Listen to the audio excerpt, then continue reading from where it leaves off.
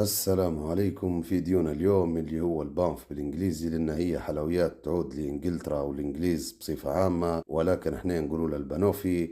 عموما هو يتكون من موز وكريمة وتوفي. التوفي اللي هو الكراميل. ونبدو في المقادير. وأول شيء بدينا ببسكويت رحناه، وبعدين ضفنا عليه الزبدة والعسل وقعدنا نحركوا فيه أو نخلطوا في البسكويت متاعنا بالشكل هذا لأنه متص الزبدة والعسل. وبعدين خدينا قوالب، بدينا نطرح البسكويت متاعنا بالشكل هذا اللي قدامكم موضح توا، وبعدين رديناه على الفرن على درجة حرارة هادية جدا. تتكون درجة الحرارة من 120 إلى 150 لمدة 10 دقائق لين يولي أحمر معانا. وهنايا خدينا الموز وقصيناه بالشكل اللي نبوه احنا. طبعا أنا عندي كراميل واتي جاهز خدمت به هو، وبعدين خدمت كريم فريش، يعني كنا نعرفوه الكريم فريش، كوب كريم بودرة بربع أو نص كوب مية مسقعة. وآخر شيء زينت بالشوكولاتة، قصيتها بالطريقة هذه قدامكم كما موضح. طبعا هذا الشكل النهائي، أنا هيك يطلع معاي، انتو إن شاء الله يجيكم بالشكل هذا.